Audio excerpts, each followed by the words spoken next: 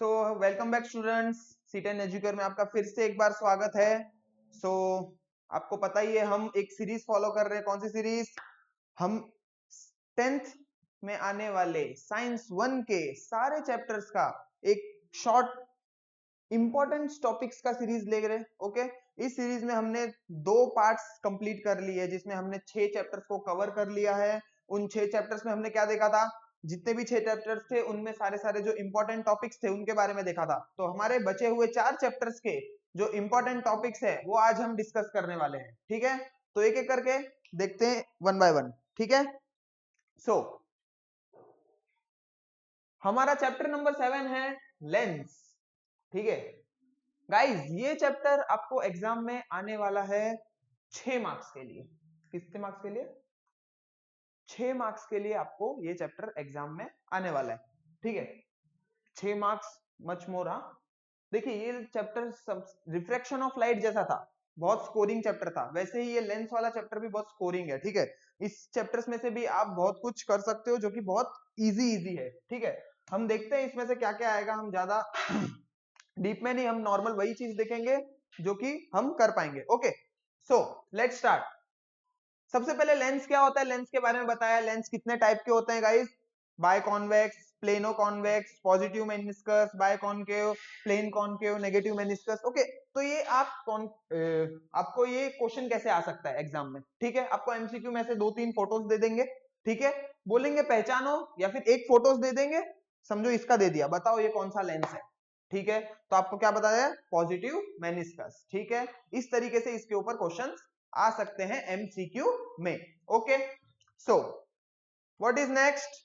Next there is a property. ठीक है guys, देखिए, आप जब भी लेंस दिखते हैं, हम लेंस लिखते हैं। ठीक है, उस इधर हम फोकस बनाते हैं। फोकस होता है, सेंटर ऑफ कर्वेचर क्या होता है, रेडियस ऑफ कर्वेचर क्या होता है, ये सब चीजें इधर दी हुई है गाइस। ये देखिए, centre of curvature, centre of curvature क्या होता है? ये C1 C2 हम जिसको बोलते हैं। ठीक है, रेडियस ऑफ कर्वेचर क्या होता है? ये देखिए, जो देखिए ये जो लेंस है गाइस, देखिए कोई लेंस कैसे बनता है, ऐसा समझो 2 सर्कल है। ठीक है, ये सर्कल है, उसका सेंटर क्या है? ये सेंटर है, और ये सर्कल है, उसका सेंटर है। ठीक है, अब मेरा सर्कल इतना प्रॉपर नहीं है, ओके, बट इट्स ओके। ठीक है, अब ये देखो, ये दोनों जो सर्कल का ये जो क्रॉस सेक्शन एरिया है, ठीक है, यही है लेंस। ठीक है, तो अभी ये जो साइड है, ठीक है, ये जो साइड है, इसका सेंटर किधर है? इधर है। ठीक है, तो ये क्या होगा? इसका रेडियस ऑफ कर्वेचर। ठीक है, ये क्या होगा? Radius of curvature. तो ऐसे ही तो इसी तरीके से आपको सब चीज याद रखनी है। सेंटर ऑफ कर्वेचर क्या होता है, radius of curvature, principal axis, optical centre O. ठीक है, लेंस का सेंटर। ठीक है, बाद में प्रिंसिपल फोकस, प्रिंसिपल फोकस क्या रहता है? F1 F2। ठीक है, इस तरीके से ये सब चीजें ये सब चीजें आपको याद रखनी है, क्योंकि ये 1 मार्क्स क्वेश्चन, 1 मार्क्स डेफिनेशन में, एमसीक्यूज में ये किसी भी तरह से घुमा फिरा के आपको पूछ लेंगे, तो इसके ऊपर थोड़ा ध्यान देना। ठीक है, ये तो फोकल लेंथ क्या होती है ये भी सिंपल आपको, the distance between the optical centre and the principal focus. ठीक है, इस तरीके से ये देखिए, ये ऑप्टिकल सेंटर एंड ये फोकस, ये जो डिस्टेंस है इन दोनों के बीच का, ये क्या होगा? तुम्हारा फोकल लेंथ होगा। ठीक है images form by the convex lens. ठीक है, इसमें आगे दिया होगा, हमने देखो पिछले रिफ्रैक्शन वाले चैप्टर में किया था गाइस। ये देखिए, image form by convex lens, ये आप हर एक को, ये 6 के 6 आप बनाओ, आपके बुक में बनाओ। सिंपल 12 सेंटीमीटर का लो। ठीक है, उस हिसाब से ये आप करोगे ना, एकदम सिंपल फोकस बनाओ, और आप ये ऑब्जेक्ट्स का बनाओगे। आप जब ऑब्जेक्ट बनाओगे, उनका इमेज बनाओगे, तो आपको ये ना, ये लर्न करने की जरूरत नहीं पड़ेगी जब आप प्रैक्टिकली बना के देखोगे। ठीक है, आप गूगल पे जाओ, आपको डेमोन्स्ट्रेशन भी मिलेगा, इसका सिमुलेशन भी मिलेगा। ठीक है, तो ये आप अच्छे से समझ सकते हो, ये एग्जाम में आता है बनाने के लिए। बोलेंगे आपका ऑब्जेक्ट फोकस पे बताओ तुम्हारा इमेज किधर बनेगा। ठीक है, इमेज की साइज क्या होगी, उसका नेचर क्या होगा, तो वो आपको बताना पड़ेगा। ठीक है, image form by concave lens ऐसे ही सेम है। ठीक है, 2 ही है इसमें पॉइंट, देख लेना। बाद में आता है लेंस फॉर्मूला। गाइस, ये लेंस फॉर्मूला जो है, लेंस फॉर्मूला के ऊपर आपको एमसीक्यूज आ सकते हैं, लेंस फॉर्मूला के ऊपर आपको न्यूमेरिकल आ सकते हैं। v दे देंगे, f दे देंगे, बताओ u क्या है, ऑब्जेक्ट किधर है, ऑब्जेक्ट डिस्टेंस क्या है, u क्या होता है ऑब्जेक्ट डिस्टेंस, v क्या होता है इमेज डिस्टेंस, हाँ कि ना, सिंपल। तो आपको ये न्यूमेरिकल में आ सकता है और ये आएगा ही आएगा, ठीक है। चलो उसके बाद क्या है, मैग्निफिकेशन। मैग्निफिकेशन पढ़ के जाना, डेफिनेशन, फॉर्मूला, उसका मीनिंग, सिंपल, खत्म, हाँ कि ना। मैग्निफिकेशन क्या है, इमेज कितनी बड़ी हुई ओरिजिनल से, दैट इज मैग्निफिकेशन, हाँ कि ना, सिंपल, ये कर लेना। उसके बाद पावर ऑफ लेंस, ये सब छोटी छोटी चीजें है गाइस, पावर क्या होता है, मैग्निफिकेशन क्या होता है, ये सब चीजें आपको करके रखनी है। डेफिनेशन में 1 मार्क्स में कहीं से भी आ सकता है, हर चैप्टर्स के ऐसे ही होते हैं, ठीक है। फॉर्मूलेस वगैरह, ये 1/f p, इसका यूनिट क्या होता है डायप्टॉर, इस तरीके से, ठीक है। Combination of lens, combination of lens भी देख लेना एक बार, ठीक है। टना। उसके बाद आता है human I and working of its lens, ठीक है। ह्यूमन आई कैसे वर्क करती है गाइस, ह्यूमन आई के ऊपर मैंने देखा है कि क्वेश्चंस आते हैं, क्वेश्चंस पूछे भी जाते हैं, ठीक है। ह्यूमन आई के जो ह्यूमन आई में किस तरह से पूछेंगे, जैसे कि ह्यूमन आई के अंदर ये सब है ना, तो आपको टॉपिक्स दे देंगे, जैसे कि आइरिस दे देंगे, प्यूपिल दे देंगे, ठीक है, रेटिना दे देंगे, इस तरीके से इन सब का आपको फंक्शन बताना है, हर एक चीज क्या करती है, ठीक है। तो फंक्शन लिखने आ सकता है इन लोगों का एग्जाम में, तो इनके फंक्शंस वगैरह अच्छे से पढ़ के जाना, ठीक है। उसके बाद आता है आपके इस चैप्टर का सबसे सबसे सबसे ज्यादा इंपॉर्टेंट टॉपिक, कौन सा है, defect of vision and their correction, ठीक है। उसमें दो टॉपिक है, ठीक है, उसमें दो टॉपिक है, देखो, एक तो ये है मायोपिया एंड ये हाइपरमेट्रोपिया, ठीक है। गाइस देखो, एग्जाम में बहुत बार आप पीवाईक्यूज देखोगे, पीवाईक्यूज देखोगे तो आपको एग्जाम में क्या दिखेगा, देखो, ये जो इमेज दिख रही है, ये दे देंगे आपको एग्जाम के अंदर और पूछेंगे बताओ ये कौन सा वाला डिफेक्ट है, ठीक है। तो हमारा जो आंख का लेंस है वो क्या कर रहा है, इमेज को कहां बना रहा है, रेटिना पे नहीं बना रहा है, रेटिना के आगे बना रहा है, ठीक है। तो ये वाला, इसको देख के आपको पता चलना चाहिए कि ये मायोपिया है, ठीक है। और ऐसा ही सेम आपको कहां दे देंगे, ये वाला दे देंगे डायग्राम, देखो इसमें इमेज कहां बन रही है, इधर बन रही है, इस पॉइंट पे दिख रहा है आपको, ये देखो इमेज इस पॉइंट पे बन रही है, ठीक है। तो रेटिना के पीछे बन रही है इमेज, ओके। तो इसमें क्या होगा, हाइपरमेट्रोपिया, ये डायग्राम दे देंगे, बताओ ये कौन सा डायग्राम है, उसका नाम लिखेंगे, बताओ इसको ओवरकम कैसे करोगे, मतलब इसको ठीक कैसे करोगे, ठीक है, कौन से लेंस यूज करोगे उसके लिए, ठीक है। हम चश्मा पहनते हैं, मेरे को दूर का नहीं दिखता, मेरे को क्या है, मेरे को क्या है, मेरे को मायोपिया है, ठीक है, इस तरीके से। ये दोनों टॉपिक गाइस बहुत इंपॉर्टेंट है, एग्जाम में पक्का आने वाले हैं, कर लेना। उसके बाद इसके बाद प्रेस बायोपिया, प्रेस बायोपिया मतलब वही बूढ़े लोगों में ज्यादातर नजदीक का चश्मा होता है, नजदीक की चीजें बूढ़े लोगों को ज्यादा नहीं दिखती है, तो बस वही उसके बारे में बताया, प्रेस बायोपिया, ये भी पढ़ लेना। और फिर आता है अपेरेंट साइज ऑफ ऑब्जेक्ट, ठीक है। उसके बाद आता है माइक्रोस्कोप। गाइज एक माइक्रोस्कोप आपके एग्जाम में पक्का रहेगा, जैसे कि सिंपल माइक्रोस्कोप, कंपाउंड माइक्रोस्कोप, ठीक है। सिंपल माइक्रोस्कोप नॉर्मल मैग्नीफाई करता है, आप देख सकते हो, ठीक है। ऑब्जेक्ट मेरा इतना था, उसने इमेज कितना बनाया, इतना इतना बड़ा बनाया, ठीक है। तो सिंपल दिख रहा है, सिंपल माइक्रोस्कोप पढ़ लेना, कंपाउंड माइक्रोस्कोप, टेलीस्कोप, ये तीनों आपको समझ में आने चाहिए कि कोई भी आ जाए तो आप कर सको उसको टैकल, ठीक है। ऑप्टिकल इंस्ट्रूमेंट्स, ठीक है, वही हो जाए सब। और इस चैप्टर में इतना ज्यादा कुछ खास था नहीं, ठीक है।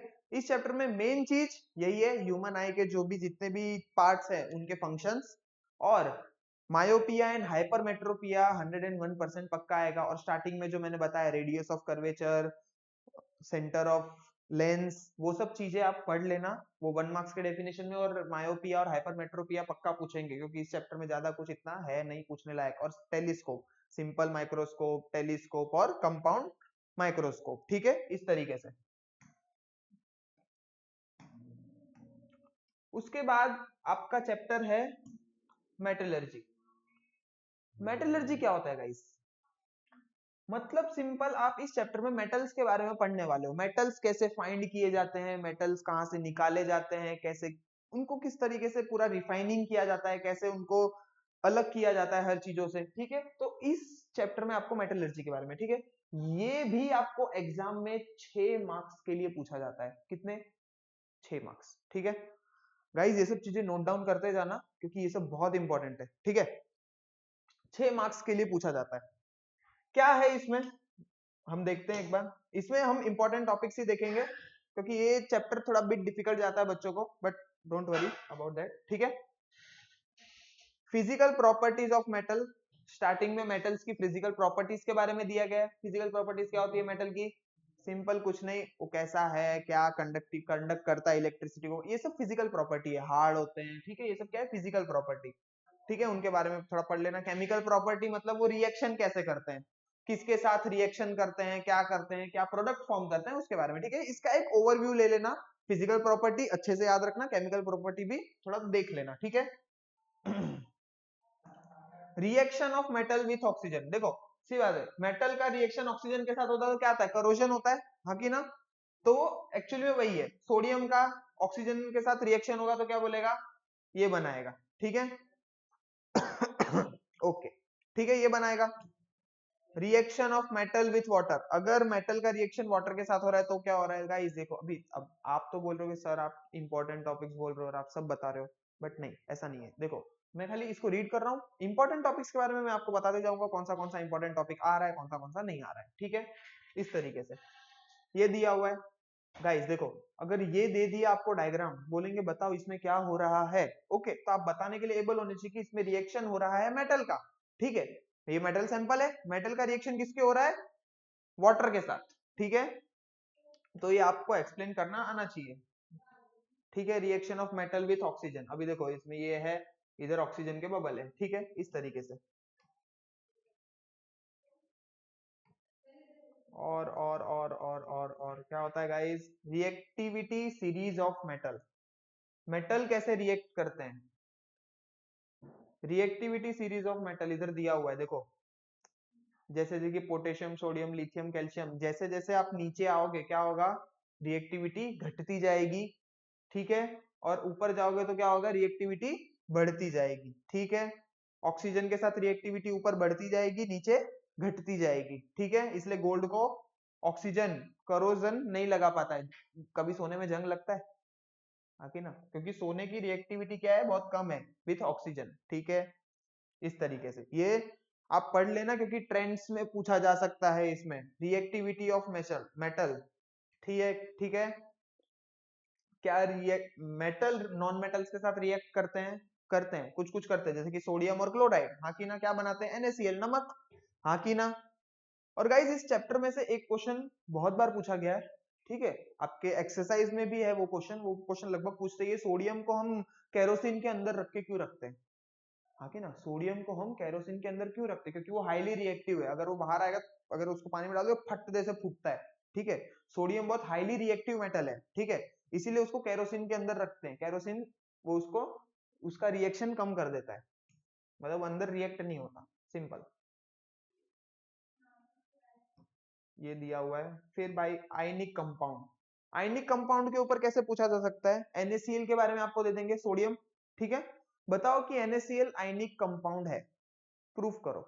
ठीक है, कि उसमें आयनिक आयनिक आयनिक बॉन्ड होता है, इलेक्ट्रॉन कंप्लीट ट्रांसफर हो जाते हैं। हमको पता है ना NaCl होता है, हाँ कि ना? NaCl क्या होता है? Na प्लस और Cl माइनस। जो क्लोरीन क्या करता है? सोडियम का एक एटम, सॉरी एक इलेक्ट्रॉन पूरा का पूरा ले लेता है। जब पूरा कंप्लीट इलेक्ट्रॉन ट्रांसफर होता है तो कौन सा बॉन्ड बनता है? Ionic bond. ठीक है, तो ये आपको एक्सप्लेन करने के लिए आना चाहिए। ठीक है, प्रॉपर्टीज ऑफ आयनिक कंपाउंड, ठीक है, ये देख इसका इतना नहीं है। मेटलर्जी, मेटलर्जी में से इतना ओके है, बट चैप्टर है तो आपको पूछा जाएगा इसमें से। बेसिक प्रिंसिपल्स ऑफ मेटलर्जी आपको पूछा जाता है। ठीक है, क्या क्या है? Concentration of ores, separation based on gravitation, उनका सेपरेशन किस तरीके से किया जाता है, किसका? मेटल्स का। इसमें बताया हुआ है, इसमें बहुत सारे टाइप दिए हुए, मैग्नेटिक सेपरेशन, किस किस तरीके से, फ्लोटिंग सेपरेशन, ठीक है, इस तरीके से। Extraction of metal, reactive metals दिया हुआ है इधर। इसका ये वाला इतना इंपॉर्टेंट नहीं है, मेन इंपॉर्टेंट कौन सा है? ये वाला टॉपिक इंपॉर्टेंट है। एक्सट्रैक्शन ऑफ एल्यूमिनियम के ऊपर क्वेश्चंस गाइस आए हैं, पीवाईक्यू में एक्सट्रैक्शन ऑफ एल्यूमिनियम के ऊपर क्वेश्चंस आए हैं, ठीक है। क्या है एल्यूमिनियम के ऊपर क्वेश्चंस, क्या पूछे जाते हैं, इस एल्यूमिनियम और फाइंड आउट कैसे किया जाता है, ठीक है। बॉक्साइट और है उसको रिफाइन कैसे किया जाता है, इस पूरी तरीके से देखो ये पूरा प्रोसेस दिया हुआ है इधर, ये गाइस एक्सट्रैक्शन ऑफ एल्यूमिनियम किस तरीके से किया जाता है ना, ठीक है। तो ये आपको आना चाहिए, ये वाला पक्का करके जाना इस वाले चैप्टर से, ठीक है। बाकी इस चैप्टर में इतना तो कुछ है नहीं। Extraction of less reactive metal नहीं, कोरोजन ऑफ मेटल गाइस, ये टॉपिक भी कर लेना, कोरोजन ऑफ मेटल्स, ठीक है। क्यों, ऑक्सीजन के साथ रिएक्शन होता है, ठीक है। कोरोजन ऑफ मेटल के ऊपर क्वेश्चंस पूछे गए हैं, कोरोजन क्यों लगता है, जंग क्यों लगता है, मेटल के ऊपर जंग क्यों लगता है, इसके ऊपर एक्सप्लेन और गिव रीजन में क्वेश्चंस आ जाते हैं, ठीक है। प्रिवेंशन क्या कर सकते हो, प्रिवेंशन टेक्निक में टेफ्लॉन बहुत पूछा जाता है, सॉरी गैल्वेनाइजिंग, गैल्वेनाइजिंग ये वाला जो है ना, ये वाला प्रोसेस पूछते हैं एग्जाम में, गैल्वेनाइजिंग, टिनिंग, ठीक है, इलेक्ट्रोप्लेटिंग, एलॉइंग, ये सब, ये जितने भी है ये आप लर्न कर लेना। क्या इसके नाम क्या है इसका, प्रिवेंशन ऑफ कोरोजन में, ठीक है। ठीक है, इस वाले चैप्टर में इतना ही था, ठीक है। इस वाले चैप्टर में इतना ही था आपके लिए, क्योंकि देखिए इसमें सिंपल क्या आप पढ़ोगे, एक्सट्रैक्शन कैसे होगा एल्यूमिनियम का, ठीक है, वो वाला टॉपिक, उसके डायग्राम दे देंगे आपको, बताएंगे कि बताओ ये क्या हो रहा है इसके अंदर, एक्सट्रैक्शन ऑफ एल्यूमिनियम, ठीक है। Reaction of metals with water, वो वाला डायग्राम मैंने बताया, ठीक है। उसके बाद मैंने बताया सोडियम को केरोसिन में क्यों रखते, ये फ्रीक्वेंटली आस्क्ड क्वेश्चन है इस चैप्टर का, ठीक है। सो देखो इधर इधर भी एक्सरसाइज में भी, sodium is always kept in a kerosene, ठीक है, एक्सप्लेन, साइंटिफिक रीजन दो इसके पीछे का, ठीक है। Aluminium come in contact with air, क्या होगा बताओ, ठीक है। इस तरीके से ये चैप्टर था आपका, आपके दो चैप्टर हो गए, लेंस एंड मेटलर्जी, ठीक है। अब आता है guys carbon compound. Carbon compound क्या होता है, कार्बन कंपाउंड आपके इस वाले टॉपिक में सबसे हाईएस्ट वेटेज लेके बैठा है, मतलब इलेक्ट्रिसिटी जैसा, इसका कितना मार्क्स है, कार्बन कंपाउंड आपको एग्जाम में 7 मार्क्स के लिए पूछा जाएगा विथ ऑप्शन, ठीक है, 7 मार्क्स के लिए आएगा, मतलब चैप्टर इजी है गाइस, ये चैप्टर भी बहुत इजी है, reflection lens, refraction lens, and then carbon compound बहुत, methane, ethane, propane, butane, pentane, ठीक है, हेक्सेन, हेप्टेन, ये सब सिंपल है। इसमें आप क्या क्या करोगे, कार्बन कंपाउंड में सिंपल बॉन्ड, कार्बन कंपाउंड कैसे बनते हैं, कोवेलेंट बॉन्ड से बनते हैं, ठीक है। तो इन लोग इसमें डिफरेंस पूछ सकते हैं, what is difference between covalent bond and ionic bond, ठीक है। कोवेलेंट बॉन्ड बनता कैसे है, सबसे पहली बात कोवेलेंट बॉन्ड की डेफिनेशन और वो बनता कैसे, वो सब याद रखना, ठीक है। उसके बाद क्या है, बॉन्ड फॉर्मेशन कैसे होता है, इधर बताया, देखिए हाइड्रोजन का बॉन्ड क्या होता है, दोनों अपने अपने इलेक्ट्रॉन को शेयर करते हैं और क्या बनाते हैं, एक सिंगल बॉन्ड, कोवेलेंट बॉन्ड, ठीक है, समझा। कार्बन अवर्साटाइल एटम, कार्बन के ऊपर आपको आ सकता है, कार्बन के ऊपर आपको बोलेंगे कि इसका एक्सप्लेन द टर्म कार्बन, ठीक है। कार्बन क्या है, टेट्राहाइड्रल स्ट्रक्चर होता है वगैरह वगैरह, ठीक है। इसके बाद इसमें मेन टॉपिक आता है हाइड्रोकार्बन्स का, क्या आता है, हाइड्रोकार्बन्स का, हाइड्रोकार्बन क्या होते हैं, बोलेंगे कि explain the saturated hydrocarbon, explain unsaturated hydrocarbon, saturated hydrocarbon क्या होते हैं, फिर एमसीक्यू में भी पूछ सकते हैं, जिनमें सिंगल बॉन्ड होता है वो सैचुरेटेड होते हैं और जिनमें डबल बॉन्ड और ट्रिपल बॉन्ड होता है वो अनसैचुरेटेड होते हैं, ठीक है, ये हम सबको पता है। तो ऐसे एमसीक्यू में भी पूछा जा सकता है कि कार्बन कार्बन के बीच में सिंगल बॉन्ड है तो बताओ वो सैचुरेटेड है कि अनसैचुरेटेड है, ठीक है। इस तरह से एमसीक्यू भी आ सकते हैं और क्वेश्चंस भी आ सकते हैं, ठीक है। या एक्सप्लेन करने आ जाएगा वन मार्क्स के क्वेश्चन में, डिफाइन अनसैचुरेटेड हाइड्रोकार्बन, ठीक है।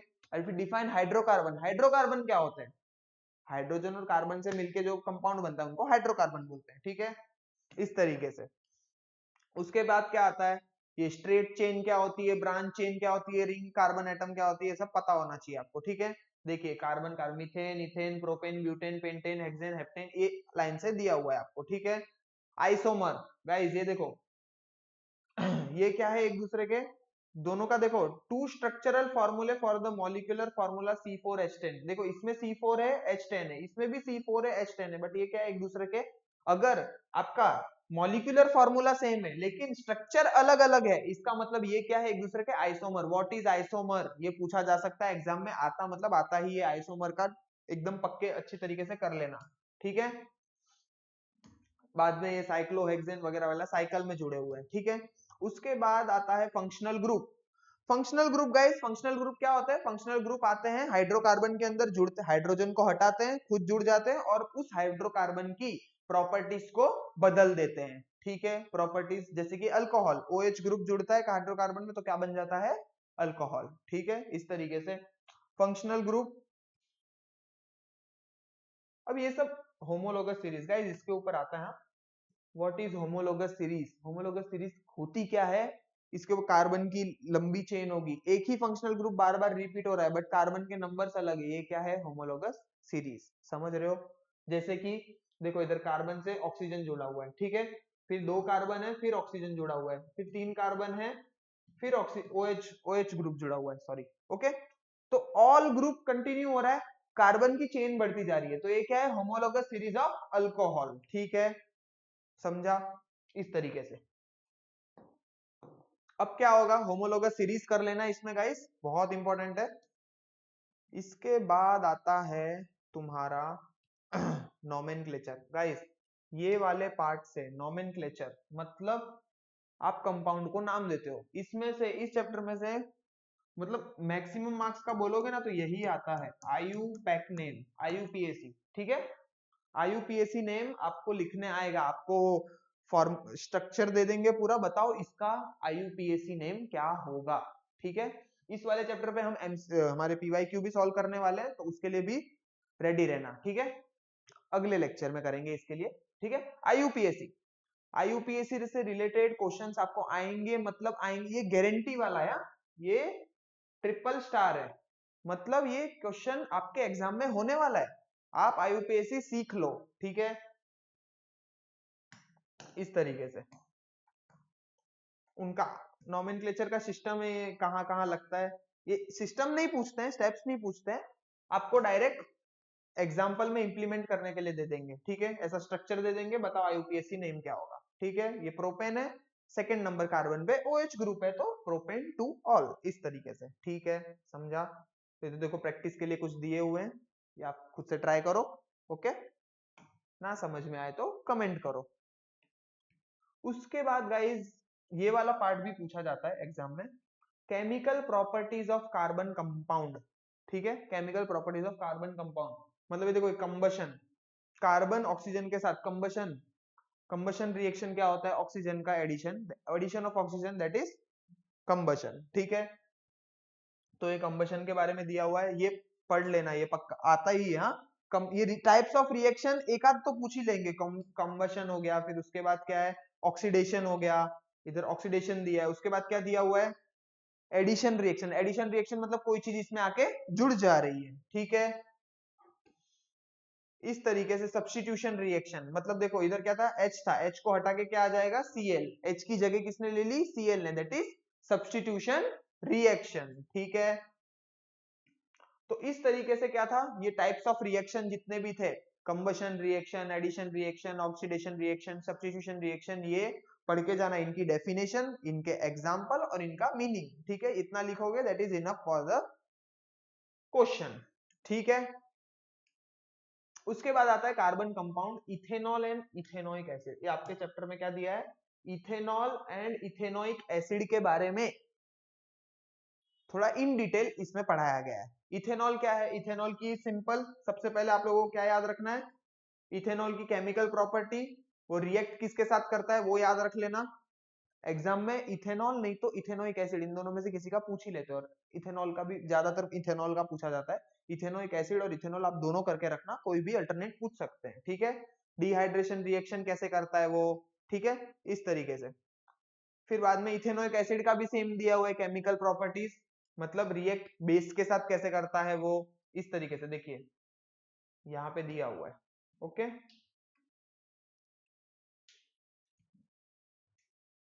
उसके बाद स्ट्रीफिकेशन क्या होता है देख लेना, स्ट्रीफिकेशन का डेफिनेशन पूछ लेते, व्हाट इज स्ट्रीफिकेशन 1 मार्क्स के क्वेश्चंस में, तो उसमें बच्चे अटक जाते हैं। स्ट्रीफिकेशन क्या होता है? Simple substance having ester as a functional group, खत्म। हाँ कि ना? और वो बनेगा किससे? वो देखो। उसके बाद आता है पॉलीमर। पॉलीमर गाइस आपको एग्जाम में पॉलीमर्स के ऊपर एक क्वेश्चन रहता है। पॉलीमर्स के ऊपर आपके जो ओवरऑल पेपर रहेगा उसमें से एक क्वेश्चन पॉलीमर के ऊपर रहेगा ही। मतलब वो आपको या तो मैक्रोमोलिक्यूल के बारे में पूछेंगे, नेचुरल मैक्रो, मैनमेड और पॉलीमर, और ज्यादातर पॉलीमर के बारे में ज्यादा पूछा जाता है। What is polymer? बहुत सारे मोनोमर जुड़ के आपस में पॉलीमर बनाते हैं, हाँ कि ना? तो उनको आपको एक्सप्लेन करना पड़ेगा, उसको आपको समझाना पड़ेगा, ठीक है? तो ये वाला पार्ट आप कर लीजिएगा इस वाले चैप्टर में, ये इंपॉर्टेंट है। इस वाले चैप्टर में अब तक मैंने क्या बताया? आईयूपीएससी वाला सबसे इंपॉर्टेंट है, सबसे ऊपर उसको रखो। आईयूपीएससी नेम, फिर सेचुरेटेड एंड अनसेचुरेटेड हाइड्रोकार्बन क्या थे क्या नहीं थे उसके बारे में, और फिर बाद में साइकिल चेन वाला। उसके बाद जो हमने देखा types of reaction, combustion, addition, reaction, and then ये पॉलीमर वाला पार्ट, ठीक है? पॉलीमराइजेशन कैसे होता है देखिए, इसमें से एक ने कुछ ना कुछ तो पूछ लेंगे। टेफ्लॉन क्या होता है, पीवीसी, टेफ्लॉन हमारे टाइम पे मेजर था, मेरे को पीवीसी पूछा गया था। ओके, इस तरीके से। तो इसमें आपको दैट्स इट। तो इस वाले चैप्टर में देखिए मैंने बताया आपको 7 मार्क्स हाईएस्ट वेटेज है, ठीक है? बहुत ज्यादा वेटेज है। 7 मार्क्स में सबसे पहले आईयूपीएससी वाला कर लेना, 101% आएगा क्वेश्चन, ठीक है? टाइप्स ऑफ रिएक्शन जो ठीक था, कंबशन, ऑक्सीडेशन, एडिशन रिएक्शन, ठीक है, सब्स्टिट्यूशन रिएक्शन, ये कर लेना टाइप्स में, ठीक है? उसके बाद क्या था? उसके बाद क्या था तुम्हारा? ये पॉलीमर वाला पार्ट भी कर लेना गाइस, ये भी पूछते हैं एग्जाम में, ठीक है? बराबर, ओके। तो इसी के साथ आपका ये चैप्टर तो सब कंप्लीट होता है। उसके बाद आता है स्पेस मिशन। गाइस बच्चे लोगों को क्या लगता है स्पेस मिशन बहुत इजी चैप्टर है, ठीक है? इसमें लर्न करने वाली पार्ट है, ठीक है? तो स्पेस मिशन को बच्चे लोग इजी समझ के ऐसे छोड़ देते हैं, लेकिन इस ये चैप्टर से भी आता है, और ये चैप्टर बच्चे ऐसे छोड़ के जाते हैं लेकिन कुछ करते नहीं है इसमें, ठीक है? लास्ट चैप्टर है ना, तो लास्ट चैप्टर पे कोई ज्यादा ध्यान देता नहीं है, ठीक है? बट लेकिन इसमें आपको ध्यान देना है, मुझे भी ध्यान देना है, क्योंकि इसमें से आपको एग्जाम में 5 मार्क्स का आने वाला है, जो कि बहुत सिंपल सिंपल चीजें होती है, ठीक है? बहुत सिंपल सिंपल चीजें होती है। Space mission, objective of space mission, पहला क्वेश्चन। कैसे objective of space mission? Space mission का ऑब्जेक्टिव क्या है उस पर पूछ सकते हैं। Need of importance of a space mission, importance क्या है स्पेस मिशन का? इंपॉर्टेंट क्या है? आप सैटेलाइट भेज रहे हो ऊपर, तो उसका काम क्या है, वो कर क्या रहा है, ठीक है? तो हर चीज में इसका इंपॉर्टेंस किस किस चीज में है वो सब देख लेना। इंपॉर्टेंस के ऊपर क्वेश्चंस आते हैं, ठीक है? और गाइस ये वाला जो टेबल है ना, इसको मतलब याद ही कर लो, ये वाले चैप्टर से आने ही वाला है। वेदर सैटेलाइट क्या होता है, उसके फंक्शन, और इंडियन सैटेलाइट कौन से हमने लॉन्च किए हैं उसके ऊपर, ठीक है? कौन सा लॉन्चर यूज किया है, जीएसएलवी या पीएसएलवी, इसके ऊपर देखिए। ब्रॉडकास्ट सैटेलाइट क्या होता है, ब्रॉडकास्ट, ठीक है? उसके ऊपर एक्सप्लेन करने के लिए आ सकता है। जैसे कि मैंने पीवाईक्यू देखा, उसके अंदर कम्युनिकेशन सैटेलाइट का पूछा है, फिर बाद में कौन सा गया, हाँ ये ब्रॉडकास्ट सैटेलाइट का पूछा है, वेदर सैटेलाइट का पूछा है। तो मतलब ये जो है ये इंपॉर्टेंट है, इसको करके जाना, ठीक है? इस वाले चैप्टर में ये टाइप्स ऑफ सैटेलाइट पढ़ के जाना, ठीक है? उसके बाद ऑर्बिट ऑफ आर्टिफिशियल सैटेलाइट, ये देख लेना, ठीक है? gm/r+h, ठीक है? ऑर्बिट, किस ऑर्बिट पे हमारा सैटेलाइट और उसकी वेलोसिटी क्या होगी, ठीक है? ये वाला डेरिवेशन आता है। उसके बाद ये देखना, high earth orbit, medium earth orbit और लो अर्थ ऑर्बिट पे भी क्वेश्चंस पूछे जाते हैं। अगर तुम्हारा सैटेलाइट अगर इस अर्थ इतने डिस्टेंस पे है, इतनी हाइट पे है, हाइट दे देंगे, बताओ कि ये कौन से अर्थ ऑर्बिट में है, हाई अर्थ में है, मीडियम में है, लो में है, इस तरीके से, ठीक है? ये पढ़ लेना। उसके बाद आपका आता है सैटेलाइट लॉन्च व्हीकल, पीएसएलवी और जीएसएलवी। हाँ कि ना, हमारे पास इंडिया में पीएसएलवी जीएसएलवी की कमी है, पीएसएलवी से ही हमने चंद्रयान भी लॉन्च किया था, याद है? ठीक है, तो इसी से पीएसएलवी का स्ट्रक्चर क्या क्या होता है, पीएसएलवी पूछते हैं, ये भी एक बहुत इंपॉर्टेंट टॉपिक है। टाइप्स ऑफ सैटेलाइट के बाद ये दूसरा टॉपिक जो कि इंपॉर्टेंट है, पूछा जाता है। ठीक है, उसके बाद space mission away from the earth. ठीक है, इसका है ये, इधर एस्केप वेलोसिटी निकाली है। अगर तुमको अर्थ की ग्रेविटेशनल फील्ड से बाहर जाना है तो कितनी वेलोसिटी देनी पड़ेगी आपको, आपके रॉकेट को। ठीक है, मून मिशन के बारे में थोड़ा बताया है, मार्स मिशन के बारे में थोड़ा बताया है। ठीक है, बट इसमें वाला मेन वाला कहाँ गया? ठीक है, इस वाले चैप्टर में आपको इतना ही है। मून मिशन और मार्स मिशन की थोड़ी बहुत जानकारी ले लेना गाइस, इसमें तो बहुत कम लिखा हुआ है, बट आप थोड़ा गूगल पे जाके देखोगे तो आपको अच्छा खासा मिल जाएगा। नॉर्मल कभी कभी क्वेश्चन एक आध बार मून मिशन पे या मार्स मिशन पे पूछ लिया जाता है। ठीक है, इस वाले चैप्टर में मेन वाला पार्ट यही था। एक तो मेन ये पीएसएलवी का कंस्ट्रक्शन कैसे बना हुआ है, पीएसएलवी क्या करता है, किस चीज के लिए यूज होता है, लॉन्चर है, ओके ये, एंड टाइप्स ऑफ सैटेलाइट जो कि मैंने ऊपर बताया। ठीक है, और ये वाला, ठीक है, अर्थ की ऑर्बिट है, कौन सी ऑर्बिट में है, कितनी हाइट चाहिए उसको। ठीक है, और ये टाइप्स ऑफ सैटेलाइट, इस वाले चैप्टर से टाइप्स ऑफ सैटेलाइट करके जाओ, उनके बारे में पढ़ो और लॉन्चर के बारे में पढ़ो, ये आपका चैप्टर पूरा हो जाएगा। ठीक है, 5 मार्क्स के लिए पूछेगा, ज्यादा नहीं, लेकिन अच्छा खासा वेटेज ये भी है, 5 मार्क्स कम नहीं होता। ओके, तो ठीक है गाइस, आज हमने कितने चैप्टर्स के बारे में देखा? 4 चैप्टर, लेंस, मेटलर्जी, उसके बाद कार्बन कंपाउंड एंड दिस, बाद में ये स्पेस मिशन। इसमें हमने इंपॉर्टेंट टॉपिक्स को देखा, समझा। ओके, तो इसी के साथ गाइस हमारे 3 पार्ट्स के वीडियो में हमने पूरे साइंस 1 के सारे इंपॉर्टेंट टॉपिक्स देख लिए हैं, कवर कर लिए हैं, जो कि एग्जाम में आने वाले हैं। ओके, तो अब गाइस अगले वीडियो में क्या होगा? अगले वीडियो में हम स्टार्टिंग से हर एक चैप्टर्स के चैप्टर वाइज इंपॉर्टेंट टॉपिक्स से रिलेटेड पीवाईक्यू हम सब सॉल्व करने वाले हैं। ओके, तो पीवाईक्यू के लिए रेडी हो जाओ, उससे आपको और आइडिया अंदाजा मिलेगा, और अंदाजा मिलेगा कि आपको एग्जाम में किस तरीके से आंसर लिखना है, किस तरीके के क्वेश्चन पूछेंगे, इन डिटेल आपको और पता चलेगा। ठीक है, तो साइंस 1 के लिए आज के लिए इतना ही, और आगे के लिए मिलते हैं अगले वीडियो में, और तब तक आप देखते रहिए C10 एजुकेयर।